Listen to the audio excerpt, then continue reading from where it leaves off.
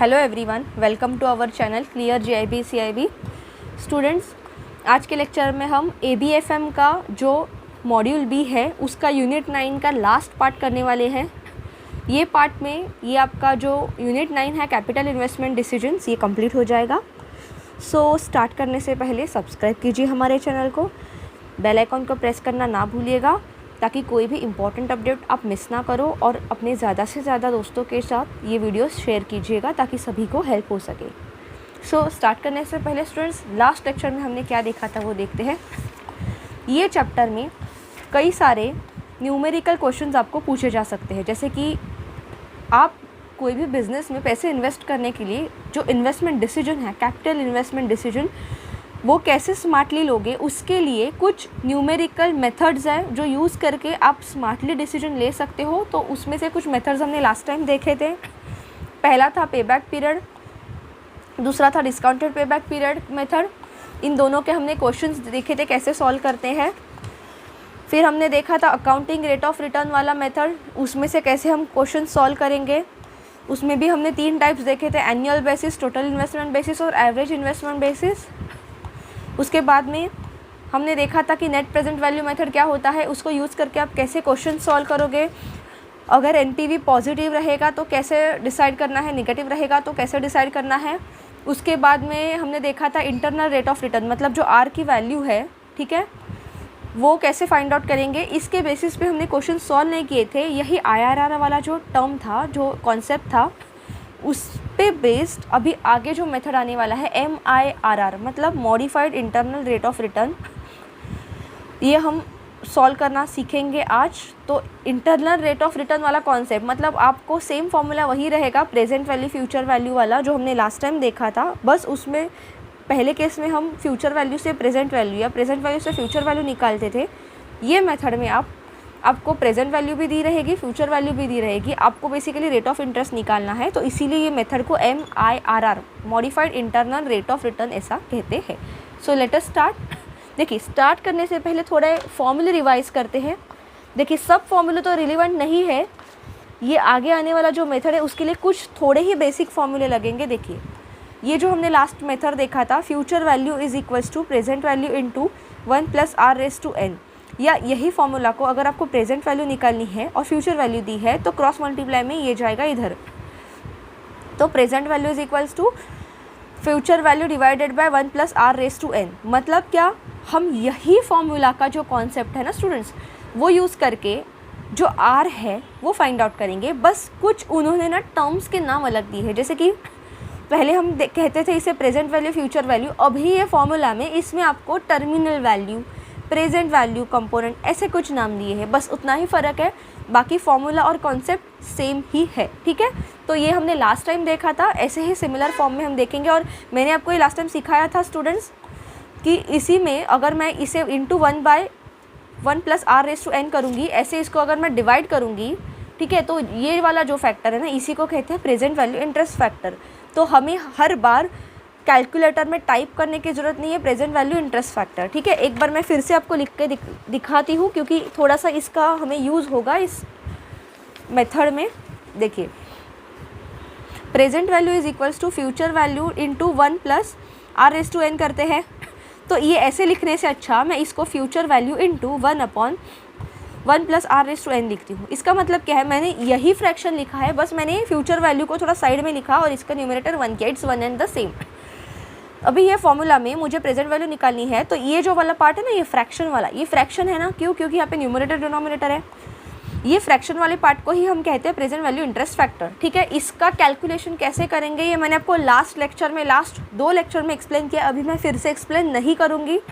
I hope आपके दिमाग में वो कॉन्सेप्ट फिट हुआ रहेगा कि कैसे हम कैलकुलेटर में फ्रैक्शन का वैल्यू जैसे जैसे n का बढ़ता जाएगा तो इक्वल टू प्रेस करके हर एक नेक्स्ट पावर का वैल्यू निकालेंगे, और वो फ्रैक्शन का वैल्यू को डायरेक्टली हम मल्टीप्लाई करेंगे। देखो, फ्यूचर वैल्यू को 1 + R⁻n से डिवाइड करो, या ये फ्रैक्शन का वैल्यू अलग से निकालो, कभी कभी उन्होंने आपको दिया रहता है ये वैल्यू, और फिर इसको फ्यूचर वैल्यू से मल्टीप्लाई करो, 1 एंड द सेम है, आंसर सेम आएगा, ठीक है। तो लेट अस स्टार्ट स्टूडेंट्स। देखिए, Modified internal rate of return. The formula used for calculating internal rate of return presumes that the net cash inflow for the project during the immediate years are reinvested at the IRR of the project. तो क्या हुआ, जब हम IRR को presume करते हैं, मतलब हम कुछ अज्यूम करके, देखो अभी हमें पता नहीं है कि इंटरनल रेट ऑफ रिटर्न क्या है, यहाँ पे हमें वही तो फाइंड आउट करना है ना, फैक्टर इंपॉर्टेंट क्या है निकालने का, रेट ऑफ रिटर्न, ठीक है, इंटरनल रेट ऑफ रिटर्न। तो हमें कुछ ना कुछ वैल्यू अज्यूम करनी पड़ती है। तो वो क्या होता है, वो केस में जो फर्स्ट ईयर में आपको प्रॉफिट मिला, सेकेंड ईयर में प्रॉफिट मिला, थर्ड ईयर में प्रॉफिट मिला, उसे हम री इन्वेस्ट करते जाएंगे, ठीक है। This presumption is not realistic as the market is not concern with the IRR of our project, ठीक है। मार्केट में कुछ लेना देना नहीं है कि आपका IRR कितना है, बस हमें यहाँ पे इन्वेस्टमेंट डिसीजन लेना है कि कौन से प्रोजेक्ट में पैसा डालना और कौन से प्रोजेक्ट में पैसा नहीं डालना। Therefore modified internal rate of return approach is adopted. तो इसीलिए जो MIRR वाला अप्रोच है वो अडॉप्ट किया, ठीक है। ये सब थ्योरी इंपॉर्टेंट नहीं है एग्जाम पर्सपेक्टिव से। कुछ इंपॉर्टेंट टर्म्स है वो देखते हैं, देखिए। Modified IRR is one calculated to correct aberration arising out of decision, positive और नेगेटिव कैश फ्लो है उनको करेक्ट करने के लिए, ठीक है। यहाँ पे आपको कुछ सिर्फ इंपॉर्टेंट टर्म क्या देखनी है, देखो पहली टर्म आएगी present value of cost PVC और दूसरी टर्म आएगी टर्मिनल वैल्यू TV। इसका मतलब समझिए, देखो प्रेजेंट वैल्यू ऑफ कॉस्ट मतलब क्या, प्रेजेंटली आप कितना पैसा डाल रहे हो, या अगर आज के डेट में आपको कुछ प्रॉफिट में पैसा मिल रहा है प्रॉफिट के तौर पे, तो उसकी प्रेजेंट की वैल्यू क्या है, उसी को कहेंगे हम PVC, प्रेजेंट वैल्यू कॉस्ट। तो आगे फॉर्मूला में जब कहीं पे आपको PVC दिखेगा ना वर्ड, तो इसका मतलब है कि जो भी अमाउंट हमें मिल रहा है या हम इन्वेस्ट कर रहे हैं उसकी आज की डेट में क्या वैल्यू है। और टर्मिनल वैल्यू मतलब क्या है, टर्मिनल नाम से ही पता चलता है ये लास्ट वाली वैल्यू, ठीक है, ये एंड में जाके उसकी वैल्यू, मतलब फ्यूचर में उसकी क्या वैल्यू आएगी, इसी को कहते हैं टर्मिनल वैल्यू, ठीक है। तो फॉर्मूला में आगे कहीं TV दिखेगा तो इसका मतलब है फ्यूचर की उसकी वो टाइम पे क्या वैल्यू रहेगी, ठीक है। यहाँ पे एक फॉर्मूला बस आपको ध्यान में रखना है कि क्या है, देखो यहाँ पे जो MIRR का फॉर्मूला बस एक ही इंपॉर्टेंट है, PVC is equals to TV divided by 1 plus MIRR raise to n। PVC मतलब क्या, प्रेजेंट वैल्यू कॉस्ट, जो भी आपके पास प्रॉफिट है, प्रॉफिट मिल रहा है या आप पैसे इन्वेस्ट कर रहे हो उसकी आज की डेट में क्या वैल्यू है, उसे कहते हैं PVC। तो प्रेजेंट वैल्यू बेसिकली आप इतना ही समझो, ज़्यादा दिमाग में खिचड़ी करने की ज़रूरत नहीं है। PVC मतलब प्रेजेंट वैल्यू, जो मैंने अभी आपको 5 मिनट पहले फॉर्मूला बताया था, 2 मिनट पहले, कि हमने यहाँ पे फॉर्मूला देखा था present value is equal to future value divided by 1 plus R raise to n। बस यही प्रेजेंट वैल्यू ये है, सिर्फ उन्होंने नाम दिया है PVC, क्योंकि यहाँ पे PVC में जो प्रेजेंट वैल्यू हम लेंगे उसमें प्रॉफिट इनफ्लो वाला जो कॉस्ट है उसका भी प्रेजेंट वैल्यू हो सकता है, या जो इन्वेस्टेड अमाउंट है उसका भी प्रेजेंट वैल्यू हो सकता है। So PVC is equals to TV मतलब terminal value divided by 1 plus MIRR raise to n। TV मतलब क्या, टर्मिनल वैल्यू, मतलब इसी को हम फ्यूचर वैल्यू भी बोल सकते हैं ना, देखो फॉर्मूला तो यही है। PV को PVC बोला है और TV मतलब terminal value is one and the same future value, कि फ्यूचर में ये ईयर में उसकी क्या वैल्यू रहेगी, divided by 1 plus R raise to n। 1 plus R मैंने पहले ही बोला, R चाहे R पकड़ लो या चाहे MIRR पकड़ लो, it's one and the same, ठीक है। लेकिन यहाँ पे हम MIRR क्यों पकड़ रहे हैं, क्योंकि यहाँ पे हमें बेसिकली R की वैल्यू फाइंड आउट करनी है। इसके पहले मेथड्स में R की वैल्यू दी रही थी, ठीक है, ऑलरेडी दे के रखी थी, तो इसलिए हमने उसे नॉर्मली R जो रेट ऑफ रिटर्न है या कॉस्ट ऑफ कैपिटल है वो डायरेक्टली परसेंटेज में पकड़ा। लेकिन अभी हमें ये R modified rate of internal rate of return क्यों बोला है, क्योंकि बेसिकली हम इसको मैनिपुलेट करेंगे और कैलकुलेट करेंगे। अभी आप आगे देखोगे क्वेश्चन में आपको ईजिली R की वैल्यू नहीं मिलेगी, आपको थोड़े मैनिपुलेशंस, थोड़े कैलकुलेशन, थोड़े मॉडिफिकेशंस करने पड़ेंगे इक्वेशंस में, तब जाके आपको R की वैल्यू मिलेगी। तो इसीलिए यहाँ पे MIRR लिखा है रेस टू n, ठीक है। बस इतना ही फॉर्मूला आपको ध्यान रखना है। आगे इसी फॉर्मूला को यूज़ करके हम ये MIRR अप्रोच वाला मेथड क्वेश्चन सॉल्व करेंगे, ठीक है स्टूडेंट्स। बहुत आसान है, सिर्फ आपको इतना ध्यान रखना है, ये फॉर्मूला एक मिरर कॉपी है ये present value future value formula की, ठीक है। Present value is equal to future value upon 1 plus R raise to n पकड़ो, या PVC is equal to TV मतलब terminal value divided by 1 plus MIRR raise to n पकड़ो, it's one and the same. So let us start with the questions, ठीक है। और before going ahead I want एक थोड़ा चीज़ आपको ध्यान में देना है जो रह गया है। देखिए ये जो इंटरनल रेट ऑफ रिटर्न वाला कॉन्सेप्ट है ना, जो हमने लास्ट टाइम पढ़ा था, उसमें मैंने आपको बताया कि ये है R, this is basically rate of return या रेट ऑफ इंटरेस्ट जो भी आपको मिल रहा है प्रोजेक्ट में। तो जब आप कैलकुलेट करोगे ना, देखते हैं, an internal rate of return means annual rate of growth in the investment business is going to generate. तो जब आप बिजनेस में इन्वेस्टमेंट कर रहे हो तो कितने % से वो ग्रो करेगा और कितना रिटर्न देगा, इसे बेसिकली कहते हैं इंटरनल रेट ऑफ रिटर्न। ठीक है, the concept of calculating NPV and IRR is the same. तो जो कॉन्सेप्ट है, चाहे आप नेट प्रेजेंट वैल्यू कैलकुलेट करो या आईआरआर कैलकुलेट करो, वो सेम ही है। लेकिन जब आप आईआरआर कैलकुलेट करोगे, मतलब क्या, जब आप बेसिकली एमआईआरआर वाला जो अभी हम देखेंगे आगे मेथड, उसमें जब आप आईआरआर मतलब आर की वैल्यू कैलकुलेट करोगे तो आपको जो एनपीवी है ना वो 0 पकड़नी पड़ेगी, वो 0 सेट करनी पड़ेगी, तभी जाके आप आईआरआर कैलकुलेट कर पाओगे। इसका रीज़न हम समझेंगे ऐसा क्यों लिखा है यहाँ पे। लेकिन अभी ये इतना ही समझो कि जब आपको आईआरआर निकालना रहेगा, आपको क्वेश्चन में आईआरआर निकालना है तो एनपीवी 0 सेट करके ही आपको, क्योंकि हमें वहाँ पे थोड़े परम्यूटेशन कॉम्बिनेशन करने basically. Okay, so let us start. देखिए first question of MIRR, the following example will illustrate the calculation in arriving at the IRR. तो आईआरआर पूछा है, following are the cash flows of the project XYZ limited. तो आपको एक table दिया है, वहाँ पे कैश फ्लोज दिए हैं XYZ लिमिटेड कंपनी के। ठीक है, और आपको पूछा है आईआरआर क्या है। ठीक है, देखिए ईयर 0 मतलब आज प्रेजेंटली 2 लाख रुपये मैंने इन्वेस्ट किया। फर्स्ट ईयर में ऑब्वियसली प्रॉफिट तो नहीं आएगा ना, 0 ईयर में हमेशा आपका इन्वेस्टमेंट दिया रहेगा। जो यहाँ पे कैश फ्लो है, चाहे इनकमिंग हो चाहे आउटगोइंग हो। ठीक है, देखिए 2 लाख रुपये पहले साल में मैंने इन्वेस्ट किया, तो ये है मेरा इन्वेस्टमेंट बेसिकली। फर्स्ट ईयर में मुझे कितना प्रॉफिट मिला, 60,000। सेकेंड ईयर में कितना प्रॉफिट है, 60,000। थर्ड ईयर में कितना प्रॉफिट है, 80,000। फोर्थ ईयर में कितना प्रॉफिट है, 90,000। ये क्या है, ये मैंने पहले साल इतना इन्वेस्ट किया और फर्स्ट ईयर से 0 ईयर मतलब आज इतना इन्वेस्ट किया और फर्स्ट, सेकंड, थर्ड, फोर्थ 4 साल में मुझे अलग अलग प्रॉफिट मिल रहा है। बस इतना कॉन्सेप्ट है। अभी यहाँ से हमें कैलकुलेट करना है आर। देखो मैंने आपको क्या बोला था अभी जस्ट, कि जब हम आर की वैल्यू कैलकुलेट करेंगे तब नेट प्रेजेंट वैल्यू 0 सेट करेंगे। देखिए मुझे बताइए, हम नेट प्रेजेंट वैल्यू कैसे कैलकुलेट करते थे स्टूडेंट्स? हम नेट प्रेजेंट वैल्यू कैसे कैलकुलेट करते थे?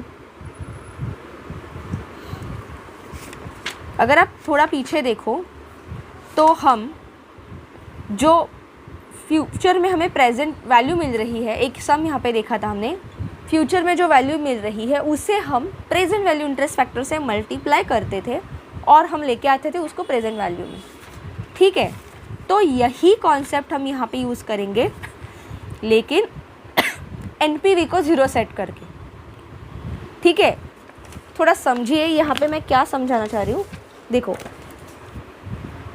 मैंने अभी स्टार्टिंग में यही सम देखते हैं, 2 लाख रुपया इन्वेस्ट किया। ठीक है, 2 लाख रुपये मैंने क्या किया, इन्वेस्ट किया, और फ्यूचर में मुझे ये अलग अलग प्रॉफिट मिल रहा है जो अभी उन्होंने टेबल में दिया है।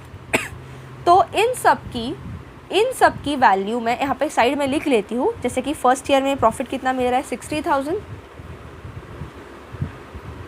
सेकेंड ईयर में प्रॉफिट मिल रहा है अगेन 60,000। थर्ड ईयर में मुझे प्रॉफिट मिल रहा है 80,000 और फोर्थ ईयर में मुझे प्रॉफिट मिल रहा है 90,000। ये क्या है, ये मुझे फ्यूचर में मिल रहा है। तो अगर मैं इन सब की प्रेजेंट वैल्यू निकाल दूँ, प्रेजेंट वैल्यू इंटरेस्ट फैक्टर से, मैं क्या करती थी, इन सबको PVIF मतलब प्रेजेंट वैल्यू इंटरेस्ट फैक्टर से मल्टीप्लाई करती थी ना बेसिकली। ये क्या थी, मेरी फ्यूचर वैल्यू, और इसको मैं प्रेजेंट वैल्यू इंटरेस्ट फैक्टर मतलब ये क्या था, 1/1 + r⁻n, इससे मैं इसको मल्टीप्लाई करती थी ना। तो ये फर्स्ट ईयर में 60,000 है तो n की वैल्यू 1 आएगी, सेकेंड ईयर में 60,000 है तो n की वैल्यू सी केस में 2 आएगी। ऐसे मैं करती थी और मुझे क्या मिलता था, प्रेजेंट वैल्यू। यही फॉर्मूला हम एनपीवी में यूज़ करते थे। लेकिन यहाँ पे क्या बोल रहे हैं, देखो यहाँ पे हम सब ईयर्स का ऐसा ही एडिशन करते थे। इसका एनपीवी, जैसे कि फर्स्ट ईयर का NPV 1, NPV 2, ठीक है, NPV 3, NPV 4, और इन सब का जब मैं प्रॉफिट का एडिशन करती थी, ठीक है, तो मुझे नेट कैश फ्लो मिलता था। बेसिकली क्या मिलता था, नेट कैश फ्लो। ये क्या था, हमने लास्ट लेक्चर में जो देखा ना स्टूडेंट, एनपीवी वाला मेथड, उसमें ये दिखा था। ठीक है, जो सभी आपको फ्यूचर में प्रॉफिट मिल रहे हैं उसको प्रेजेंट वैल्यू इंटरेस्ट फैक्टर से मल्टीप्लाई करो, वो हर एक साल का प्रॉफिट का प्रेजेंट वैल्यू और वो सबका प्रॉफिट का वैल्यू ऐड करो, फिर नेट कैश फ्लो मिलेगा। और नेट कैश फ्लो से या नेट कैश इनफ्लो, आज के डेट में ये इनफ्लो कितना है उसको अगर आप उसमें से इन्वेस्टमेंट का वैल्यू सब्ट्रैक्ट करते थे तो आपको क्या मिलता था स्टूडेंट्स? एनपीवी मिलता था, नेट प्रेजेंट वैल्यू। मैं आपको भी फॉर्मूला भी दिखाती हूँ, हमने किया था ये लास्ट लेक्चर में। देखिए नेट प्रेजेंट वैल्यू का फॉर्मूला क्या देखा था हमने लास्ट लेक्चर में? Present value of net cash inflow, मतलब फ्यूचर में आपको जितने भी इनफ्लो, जितने भी प्रॉफिट मिल रहे हैं वो सभी की आज की डेट में वैल्यू, उनका addition minus total investment today, मतलब स्टार्टिंग में कितना इन्वेस्ट किया था, इनका अगर आप डिफरेंस निकालो तो जो वैल्यू मिलती थी उसी को कहते हैं नेट प्रेजेंट वैल्यू। और फिर वो अगर पॉजिटिव रहती तो प्रोजेक्ट हम प्रपोजल एक्सेप्ट करते थे, और अगर वो निगेटिव रहती थी एनपीवी तो हम प्रपोजल रिजेक्ट करते थे। यही था कॉन्सेप्ट। तो अभी ये केस में मुझे बताइए स्टूडेंट्स, आपको इन्वेस्टमेंट की वैल्यू दी है, ओके, आपको फ्यूचर वैल्यू दी है, इसको आप टर्मिनल वैल्यू भी बोल सकते हो क्योंकि यहाँ पे आपको टर्मिनल वैल्यू दिया है फॉर्मूला में, it's one and the same. और आपको पीवीआईएफ से कैलकुलेट करके एनपीवी निकालते थे आप। अभी यहाँ पे मुझे बताओ, क्या आपको आर की वैल्यू पता है? नहीं पता। हमें निकालनी क्या है? आर की ही वैल्यू ना, क्योंकि जो मेथड है उसका नाम क्या है? MIRR, ठीक है। तो आर की वैल्यू निकालने के लिए ही, जब हमें आर की वैल्यू निकालनी है तो हम क्या करेंगे? जो एनपीवी है ना स्टूडेंट, इसे 0 सेट करेंगे। हम एनपीवी को 0 सेट करेंगे। मैंने अभी आपको ये बोला था, देखिए अभी जस्ट उन्होंने यहाँ पे एक्सप्लेन किया था कि जब हमें IRR निकालना है, देखिए यहाँ पे इंटरनल रेट ऑफ रिटर्न में जब हमें IRR कैलकुलेट करना है तो नेट प्रेजेंट वैल्यू को 0 सेट करना पड़ेगा। इसका रीज़न समझते हैं क्यों। देखिए अभी यहाँ पे 2 लाख रुपये आपको आपने इन्वेस्ट किया है 4 साल में, ये प्रॉफिट है। आर की वैल्यू पता नहीं है तो मुझे उल्टा जाना है।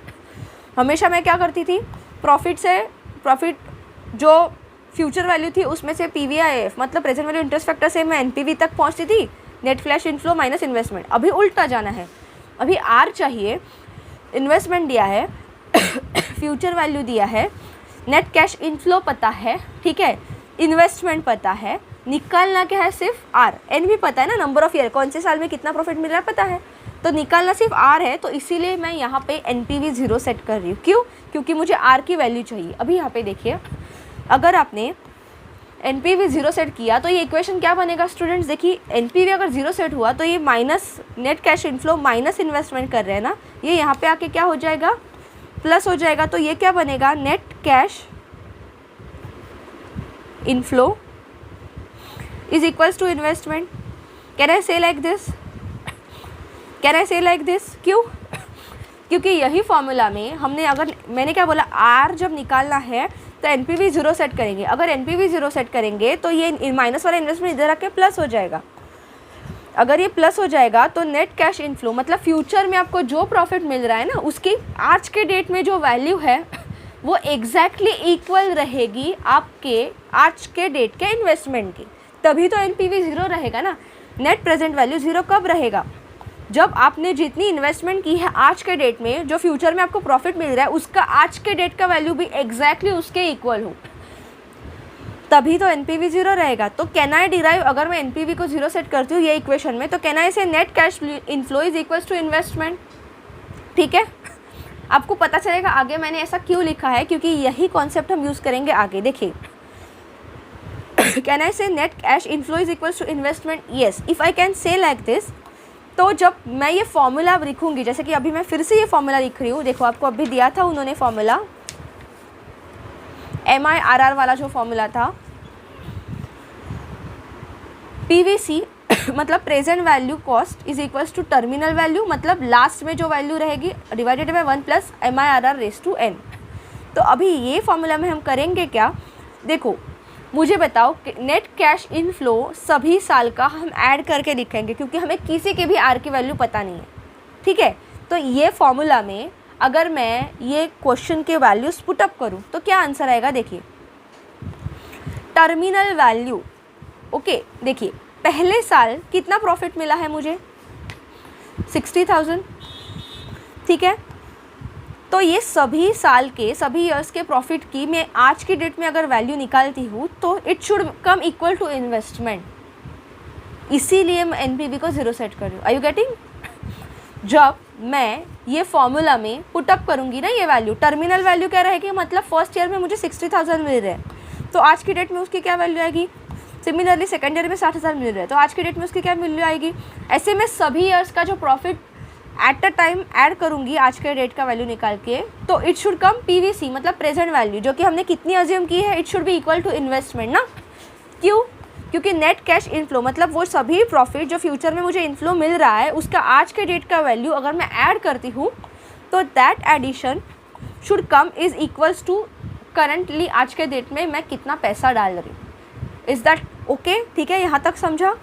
तो बस यही कॉन्सेप्ट हमें पुटअप करना है। देखिए यहाँ पे आपको यही फॉर्मूला में पुटअप करना है। The IRR is the value of R which satisfy the following equation. तो हमने बेसिकली ये इक्वेशन फॉर्म किया है। क्यों? क्योंकि हमें R की वैल्यू पता नहीं है। फॉर्मूला यही है। फॉर्मूला क्या है? PVC is equals to TV divided by 1 + MIRR raise to n। ठीक है, TV मतलब क्या? Terminal value. तो मुझे बताइए पहले साल में क्या वैल्यू है? टर्मिनल वैल्यू मतलब फ्यूचर में क्या वैल्यू मिली वाली? 60,000। तो इसीलिए यहाँ पे ऊपर आया 60,000 पहले साल का profit divided by 1 + R raise to n। ठीक है, 1 + R raise to n। n की वैल्यू क्या आएगी? 1, क्योंकि पहले साल में ये प्रॉफिट मिल रहा है ना मुझे, तो n की वैल्यू आएगी 1, इसीलिए 1 + R रेज़ टू n। ये समझा स्टूडेंट्स? ये क्या आया? फर्स्ट ईयर का मुझे जो प्रॉफिट मिल रहा है उसकी आज की डेट की वैल्यू प्लस मैं ऐड करती जाऊँगी। सेकेंड ईयर में मुझे कितना प्रॉफिट मिल रहा है? अगेन 60,000। तो सेकेंड ईयर की टर्मिनल वैल्यू क्या आएगी? 60,000 और सेकेंड ईयर में मिल रहा है ना, इसलिए n की वैल्यू आएगी 2। तो यहाँ पे सेम वैल्यू मैं पुटअप कर रही हूँ ये फॉर्मूला में, प्लस 60,000 सेकेंड ईयर का profit divided by 1 + R raise to 2, क्योंकि ये सेकेंड ईयर में मुझे प्रॉफिट मिल रहा है। ये हुआ सेकेंड ईयर का जो मुझे इनकम है ना, जो प्रॉफिट है सेकेंड ईयर का इनफ्लो है, उसका आज की डेट का वैल्यू। ये हम क्या कर रहे हैं स्टूडेंट्स? प्रेजेंट वैल्यू निकाल रहे हैं ना। TV टर्मिनल वैल्यू या फ्यूचर वैल्यू से हम प्रेजेंट वैल्यू निकाल रहे हैं, तो यही हम फॉर्मूला पुटअप कर रहे हैं बेसिकली सब वैल्यू यहाँ पे। ठीक है, अभी थर्ड ईयर देखते हैं। थर्ड ईयर में क्या प्रॉफिट मिला आपको? 80,000 प्रॉफिट मिला। तो TV मतलब टर्मिनल वैल्यू की या फ्यूचर वैल्यू की वैल्यू क्या आएगी? 80,000 divided by 1 + R raise to 3, क्योंकि ये थर्ड ईयर में मिल रहा है। ठीक है, तो 80,000 की आज के डेट में जो 3 साल के बाद मुझे 80,000 मिल रहा है उसकी आज की डेट की वैल्यू क्या है? 80,000 divided by 1 + R raise to 3। ये थर्ड ईयर का मुझे प्रॉफिट या इनफ्लो है। फोर्थ ईयर का देखो, फोर्थ ईयर में कितना है मिल रहा है आपको प्रॉफिट? 90,000। ठीक है, चौथे साल में 90,000 मिल रहा है, तो टर्मिनल वैल्यू क्या आएगी या फ्यूचर वैल्यू क्या आएगी? 90,000 डिवाइडेड बाय उसकी प्रेजेंट वैल्यू क्या आएगी? फोर्थ ईयर में अगर मुझे 90,000 मिल रहा है तो आज की डेट में क्या आएगी? Future value divided by 1 + R raise to n। यही फॉर्मूला है ना, तो यहाँ पे सिर्फ पीछे इतना दिया है, फ्यूचर वैल्यू की जगह टर्मिनल वैल्यू दिया। That's it. 90,000 divided by 1 + R raise to 4। ये है मेरा फोर्थ ईयर का कैश इनफ्लो। तो ये मैंने क्या किया? मैंने हर साल में मुझे जितना भी प्रॉफिट फ्यूचर में मिल रहा है, टर्मिनल वैल्यू मतलब टर्मिनेट होते वक्त वो प्रॉफिट मतलब फ्यूचर में जितना प्रॉफिट मुझे मिल रहा है उसकी आज की डेट की वैल्यू क्या है। तो पहले साल का लिया, सेकेंड ईयर, थर्ड ईयर और फोर्थ ईयर, और इन सब का एडिशन किया। जब मैं इन सब का एडिशन कर रही हूँ स्टूडेंट्स, तो मुझे क्या मिल रहा है? Can I say this is net cash inflow? Can I say this is net cash inflow? जो अभी हमने NPV 0 सेट करते वक्त देखा था। देखिए यहाँ पे हमने क्या देखा था? जब हम नेट प्रेजेंट वैल्यू 0 सेट करते हैं तो यही फॉर्मूला में इन्वेस्टमेंट इस साइड आएगा। तो can I say net cash inflow मतलब फ्यूचर में मुझे जो भी वैल्यू प्रॉफिट के फॉर्म में मिल रही है उसकी आज की डेट की वैल्यू मेरे आज के डेट के इन्वेस्टमेंट के इक्वल रहेगी। क्यों? क्योंकि मैंने NPV 0 सेट किया। क्यों मैंने 0 सेट किया? क्योंकि मुझे रेट ऑफ रिटर्न निकालना है, रेट ऑफ इंटरेस्ट निकालना है। मेरे पास इन्वेस्टमेंट का वैल्यू है, मेरे पास सब फ्यूचर वैल्यू है प्रॉफिट का, मेरे पास n की वैल्यू है कौन से साल में प्रॉफिट कितना हुआ है, नेट कैश इनफ्लो है, इन्वेस्टमेंट का वैल्यू है, सिर्फ क्या निकालना है? R की वैल्यू निकालनी है, रेट ऑफ रिटर्न, और अननोन फैक्टर और एक क्या था? NPV। इसीलिए NPV को 0 सेट किया कि हमें एग्जैक्टली R की वैल्यू पता चले। तो कहना है से जो नेट कैश इनफ्लो अभी हमने यहाँ पे देखा, चारों साल में आपको जो प्रॉफिट मिल रहा है उसकी आज की डेट की वैल्यू को आप नेट कैश इनफ्लो कह सकते हो। और अगर हमने NPV 0 सेट किया है तो कहना है say net cash inflow is equals to investment, क्योंकि NPV 0 था। और इन्वेस्टमेंट कितना किया मैंने ये प्रोजेक्ट में? 2 लाख। इन्वेस्टमेंट कितना किया है उन्होंने आपको टेबल में दिया है ना, इन्वेस्टमेंट कितना किया स्टूडेंट? 2 लाख। 4 साल में आपको तभी ये प्रॉफिट मिलेगा जब आप स्टार्टिंग में 2 लाख इन्वेस्ट करोगे। तो इसीलिए ये जो नेट कैश इनफ्लो की जो वैल्यू है ना, ये चारों साल का ऐड करके प्रेजेंट वैल्यू को ऐड करके इज इक्वल टू आज की डेट में कितना इन्वेस्ट किया? 2 लाख रुपए। It equal to 2 lakh. I hope आपको ये इक्वेशन समझ में आया होगा स्टूडेंट्स, क्योंकि अगर आपको ये इक्वेशन समझ में आया रहेगा तभी आपको आगे के मेथड्स, आगे के स्टेप्स समझेंगे। ठीक है, कुछ भी डाउट रहेगा आप कमेंट सेक्शन में पूछ सकते हो। देखिए, तो आप, आई होप आपको यहाँ तक समझा। इन्वेस्टमेंट ये सब net cash inflow is equals to क्यों हमने आज के डेट का इन्वेस्टमेंट लिखा बस। तो अभी ये हमें मिला equation in form of R. अभी एक इक्वेशन मिला है, एक ही अननोन फैक्टर है, क्या है? आर। एक आपको जब कोई भी इक्वेशन दिया जाता है और उसमें एक अननोन वेरिएबल रहता है तो it is possible to find out value of that unknown variable. ठीक है,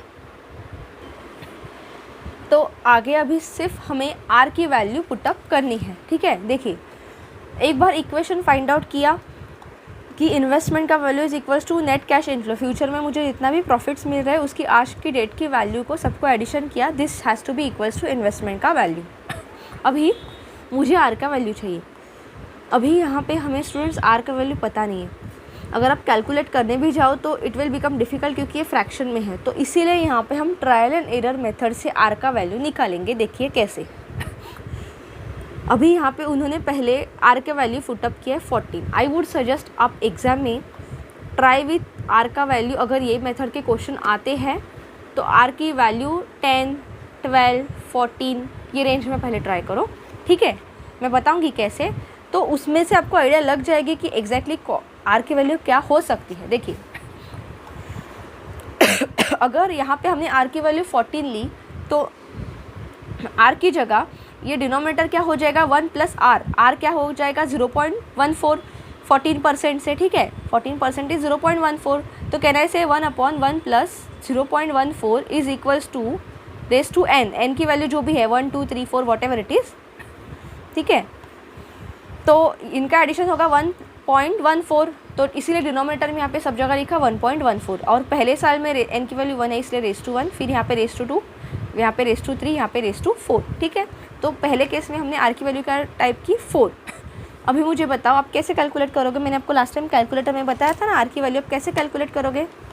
देखिए, 60,000 को साइड में रखो और पहले ये फ्रैक्शन की वैल्यू निकालो, उससे आपको क्या मिलेगा प्रेजेंट वैल्यू इंटरेस्ट फैक्टर सभी का, और फिर उसको मल्टीप्लाई करके ऐड कर दो। ठीक है, देखो यहाँ पे अभी हमने ये क्वेश्चन थोड़ा स्टार्ट किया था, यहीं पे लिखते हैं। देखो, फर्स्ट ईयर में क्या था 60,000 ना, 60,000 इनटू, तो पहले साल में ये फ्रैक्शन की वैल्यू क्या आएगी, कैसे करेंगे, कैलकुलेटर में कैलकुलेट करेंगे। 1 डिवाइडेड बाय 1.14 इक्वल टू करेंगे तो क्या मिलेगा 0.877। ये क्या मिला मुझे पहले साल का 0.877 मिला, पहले साल का PVIF present value interest factor 0.877। तो इनको अगर मैं मल्टीप्लाई करती हूँ, ठीक है, मतलब मैंने क्या किया 60,000 को साइड में रख के 1/1.14 का फ्रैक्शन वैल्यू निकाला और उसको फिर मल्टीप्लाई किया। तो मैं अभी यहाँ पे कैलकुलेट कर रही हूँ। ठीक है, 0.877 इंटू 60,000, देखो क्या वैल्यू मिली 52,620। ठीक है, तो इसकी वैल्यू मुझे क्या मिली 52,620। ये मैं आपको एक एग्जांपल बता रही हूँ कि कैसे आप कैलकुलेट करोगे। फिर सेकेंड ईयर का प्रॉफिट कितना है, अगेन 60,000 है, लेकिन फ्रैक्शन सेकेंड ईयर वाला है तो एन की वैल्यू 2 हो जाएगी। तो कैसे कैलकुलेट करेंगे, देखो एन की वैल्यू 2, मैंने क्या बोला था पहले आप 1 वाला कैलकुलेट करोगे, 1 डिवाइडेड बाय 1.14।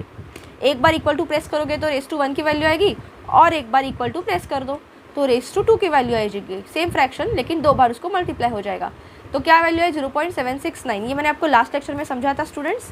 देखो सेकेंड ईयर का प्रॉफिट कितना है 60,000 इंटू सेकेंड ईयर की फ्रैक्शन की वैल्यू क्या आएगी 1 डिवाइडेड बाय 1.14 रेस टू 2। ये फ्रैक्शन की वैल्यू क्या आएगी हमने अभी देखा 0.769। ठीक है, तो 0.769 इसको अभी आप मल्टीप्लाई करोगे तो जो वैल्यू आएगी वो क्या आएगा, ये देखो ये क्या है प्रेजेंट वैल्यू ऑफ पहले साल का प्रॉफिट, ये आएगी present value of second year का प्रॉफिट। ठीक है, अब ये मैं मल्टीप्लाई करती हूँ 0.769 इंटू 60,000, 46,140। 46,140 क्या आया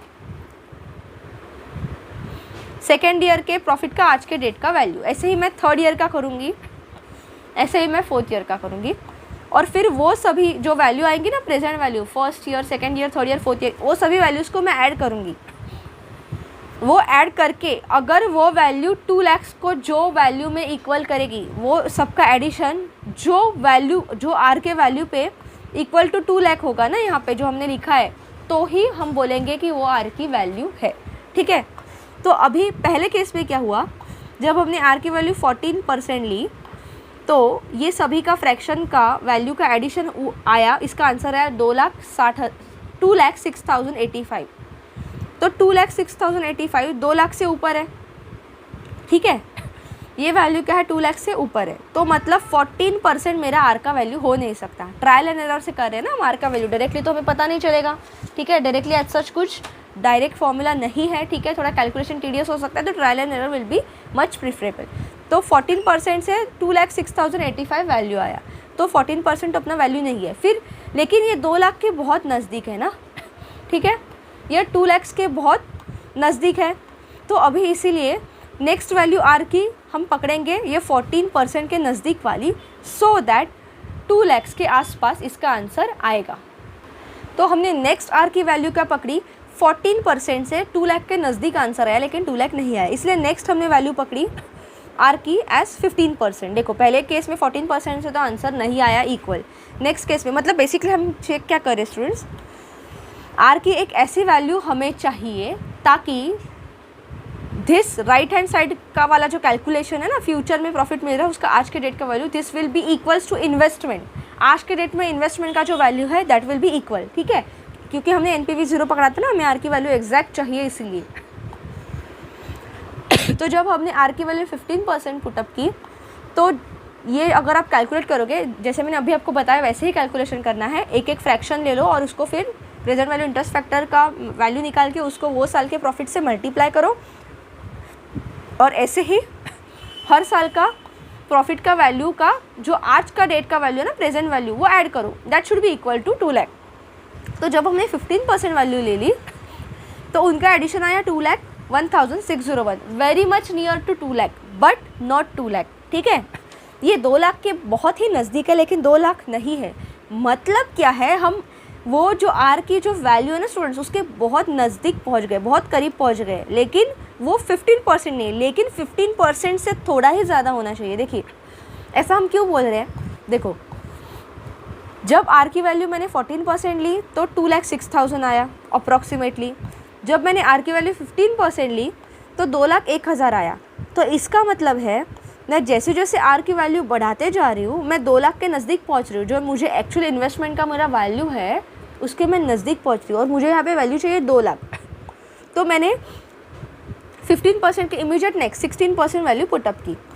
इसी इक्वेशन में जब मैंने आर की वैल्यू 16% पुटअप की, देखो यहाँ पे मैंने पहले 14% पुटअप किया, फिर यही फॉर्मूला इक्वेशन में मैंने 15% पुटअप किया, फिर यही फॉर्मूला में मैंने 16% रेट ऑफ इंटरेस्ट से पुटअप किया। तो मुझे हर एक टाइम पे अलग अलग वैल्यू मिल रही है। मुझे क्या चेक करना है, कौन से आर की वैल्यू पे ये जो लेफ्ट वाला जो वैल्यू है ना इन्वेस्टमेंट वाला, दैट विल बिकम 2 लाख।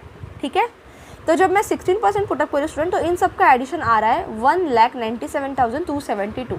बस इसने अभी 2 लाख का जो लिमिट था ना वो क्रॉस कर लिया। मतलब क्या है, जब मैं 15% पुटअप कर रही हूँ तो मुझे 2,01,601 वैल्यू आ रही है, और मैं जब 16% पुटअप कर रही हूँ तो मेरी वैल्यू जा रही है बिलो 2 लाख।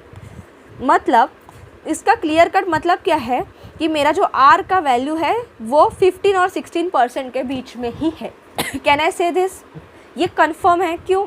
क्योंकि 15% से 2 लाख के ऊपर आ रहा है वैल्यू, और 16% के 2 लाख से नीचे आ रहा है, और मुझे एग्जैक्टली 2 लाख चाहिए। तो मेरा answer has to be 15 point something कुछ, क्योंकि 16 से अगर मैं और 170% लूँगी तो ये वैल्यू 1,97,000 के और नीचे जाएगा, मुझे वो नहीं चाहिए। ठीक है, तो अभी क्या करेंगे, वो वैल्यू निकालेंगे कि एग्जैक्टली 15 और 16 के बीच वाला कौन सा वैल्यू है। देखिए उसके लिए आपको करना क्या है, देखो आर की वैल्यू 15 और 16 के बीच में है। यहाँ पे देखिए क्या लिखा है, since this value is now less than 2 lakh we will conclude that R lies between 15 and 16%। For most of the purpose indices sufficient. ठीक है, देखो तो अभी आपको करना क्या है, आर की वैल्यू चाहिए। मुझे बताओ 15% रेट ऑफ इंटरेस्ट पे आपको क्या नेट प्रेजेंट वैल्यू मिली थी, सॉरी क्या इन्वेस्टमेंट की वैल्यू मिली थी, 2,01,601। इसका आप 2 लाख से डिफरेंस निकाल दो, इसका 2 लाख से डिफरेंस निकालो। कितना डिफरेंस आया? 2,01,601 2,01,601 माइनस 2 लाख कर दो, 1601। कितना आया डिफरेंस? 1601। तो जो 15% वाली वैल्यू थी उसका जो फाइनल आंसर आया उसका 2 लाख से डिफरेंस कितना था? गैप कितना था? 1601। सिमिलरली जब मैं 16% वैल्यू ले रही हूँ तो उसका गैप कितना है? 1,97,000 का उसका जो वैल्यू आया 1,97,272, इसका गैप कितना था? 2 लाख से, क्योंकि मुझे 2 लाख वैल्यू चाहिए ना। देखो 2 लाख माइनस कितना वैल्यू है? 1,97,272। कितना आया देखो डिफरेंस? 2728। ये क्या आया? मेरा 16% वाला वैल्यू था ना, 2728 है, ठीक है। जो नेट प्रेजेंट वैल्यू था 16% वाला, उसका डिफरेंस मैं निकाल रही हूँ 2 लाख से, क्योंकि मुझे वैल्यू चाहिए 2 लाख ना इक्वेट करने के लिए, ताकि तब मुझे आर का वैल्यू पता चले। तो 15% वाला इसका गैप था 1601 और 16% वाले का गैप कितना था? 2728। तो छोटा गैप किसका है? क्लोजेस्ट किसका है? 15% वाले का, ठीक है। तो इसीलिए आपका आंसर जो रहेगा वो रहेगा 15 पॉइंट समथिंग। ये तो वैसे भी बाय डिफ़ॉल्ट हमने अज्यूम किया ही था ना। क्यों? क्योंकि 15 और 16 के बीच वाला वैल्यू ऑब्वियसली 15 पॉइंट ही आएगा ना समथिंग। लेकिन यहाँ पे हमने इसका ये क्यों किया? क्योंकि ये गैप छोटा था। अभी ये गैप छोटा है तो इसका मतलब है कि ये जो बीच वाला पॉइंट के बाद वाला वैल्यू है ना, वो 16 से थोड़ा दूर रहेगा और 15 से नज़दीक रहेगा। इसका मतलब है वो जो 0.50 अगर 15.5 लिखो और 16 लिखो तो उसके बीच वाला 15.5 से कम वाला रहेगा। देखो कैसे निकालेंगे, वो वैल्यू कैसे निकालेंगे। अभी ये गैप का आप सम कर दो, 16,1601 का और 2728 का सम निकालो। कितना आया? 4329। अभी ये सम को हमें डिवीजन में रखना है और न्यूमरेटर में क्या रखेंगे? जो छोटा वाला गैप था कितना था? 1601। तो calculate ratio of net present value at the smaller discount rate. तो जो डिस्काउंट रेट सबसे स्मॉल आया वैल्यू, जिसका गैप छोटा आया, उसी को न्यूमरेटर में लो, divided by total value. Total कितना आया दोनों का गैप का? 4329, ठीक है। 15% वाले का जो एक्चुअल वैल्यू था उससे 2 लाख का गैप और 16% वैल्यू था उसका 2 लाख का गैप। ये गैप का हमने एडिशन किया, ठीक है। ये गैप का एडिशन करके ये वैल्यू आया और ये न्यूमरेटर में गया, ये डिनोमिनेटर में गया। न्यूमरेटर में क्या आया? 1601। तो 1601 डिवाइडेड बाय 4329, इसका जो वैल्यू आएगा, ये जो 0.37 जो वैल्यू आया ना स्टूडेंट्स, यही आएगा आपके 15 के बाद, 15.37। यहाँ तक आपको समझा? तो इसीलिए ये जो नंबर है ये हम स्टेप 3 में ऐड करेंगे 15 के साथ, तो दिस विल बिकम 15.37। तो ये आई आपकी आर की वैल्यू 15.37, ठीक है। ये समझा आपको कैसे आया? ऐसा क्यों किया हमने स्टूडेंट्स? क्योंकि हमने क्या किया, हमें चाहिए था आर का वैल्यू, और आर का वैल्यू निकालने के लिए हमने एनपीवी 0 कर दिया, ताकि investment is equals to net present value of future cash flow inflow. ऐसा करते करते हम 2 लाख के नज़दीक पहुंच गए यहाँ पे, और वहाँ पे जाके फिर हमें दो ऐसे नंबर मिले जिनके बीच में आपका आर का वैल्यू लाई करेगा, ठीक है। फिर हमने दोनों का गैप निकाला, दोनों के जो वैल्यू मिल रहे थे इन्वेस्टमेंट के उनका गैप निकाला, छोटा वाला गैप को ऊपर रखा और एडिशन किया दोनों का, वो डिनोमिनेटर में रखा 1601।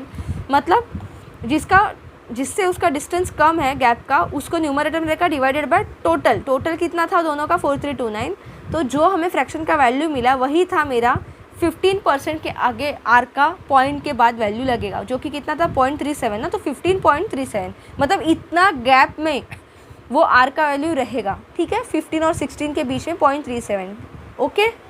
तो ऐसे हमने निकाला आर का वैल्यू स्टूडेंट्स। आई होप आपको समझा रहेगा कि कैसे MIRR मेथड यूज़ करके हम आर का वैल्यू निकालते हैं। और ये थोड़ा सा ट्रायल एंड एरर वाला है। यहाँ पे आपको NPV 0 सेट करना है और उसके बाद में आपको ट्रायल एंड एरर से आर का वैल्यू निकालना है। थोड़ा टाइम कंज्यूमिंग है, इसीलिए आपको जो PVIF से, ठीक है स्टूडेंट्स। तो देखते हैं, जो following is the decision rule that should be used for IRR। तो आप IRR का जब मेथड यूज़ कर रहे हो तो कैसे डिसीजन लेना है कि आपको प्रोजेक्ट में इन्वेस्ट करना है या नहीं, ठीक है। Accept the project if IRR मतलब internal rate of return is greater than cost of capital, ठीक है। तो जो भी कॉस्ट ऑफ कैपिटल है उससे अगर जो इंटरनल रेट ऑफ रिटर्न दिया है वो बड़ा रहेगा तो प्रोजेक्ट को एक्सेप्ट करना है। और अगर IRR कम है मतलब रेट ऑफ रिटर्न कम है, कॉस्ट ऑफ कैपिटल मतलब जो कॉस्ट में आपने पैसा इन्वेस्ट किया है उससे अगर रेट ऑफ रिटर्न कम आ रहा है, कम मिल रहा है, तो प्रोजेक्ट रिजेक्ट कर दो, ठीक है। तो बस ये इतना ही मेथड है। सेम मेथड पे और एक क्वेश्चन है वो देखते हैं। देखिए, the calculation of MIRR can be illustrated to the following example, ठीक है। तो आपको MIRR कैलकुलेट करना है। यहाँ पे आपको क्या दिया है, पहले साल में ये माइनस मतलब आपके जेब से पैसा जा रहा है, ये आउटफ्लो है ना, इसलिए माइनस में दिया है, ठीक है। मतलब आपका इन्वेस्टमेंट है, पहले साल में 240 रुपीज़ जा रहा है, मतलब 240 रुपये आपने इन्वेस्ट किया। सेकेंड ईयर में प्रॉफिट का वैल्यू माइनस में दिया है। इसका मतलब क्या स्टूडेंट्स, इसका मतलब ये है कि सेकेंड ईयर में आपको लॉस हुआ है। लॉस हुआ है मतलब आपके जेब से पैसा बाहर गया है, इसीलिए सेकेंड ईयर का वैल्यू नेगेटिव में आया है। तो इसीलिए हम ये जो फर्स्ट ईयर का जो प्रॉफिट है ना, इसको इक्विवेलेंट टू आउटफ्लो ही कंसिडर करेंगे, मतलब एज ए इन्वेस्टमेंट ही कंसिडर करेंगे, क्योंकि वो जेब से गया है ना। आउटफ्लो मतलब क्या, जेब से गया हुआ सब पैसा, चाहे वो इन्वेस्टमेंट हो चाहे वो लॉस वाला हो, ठीक है।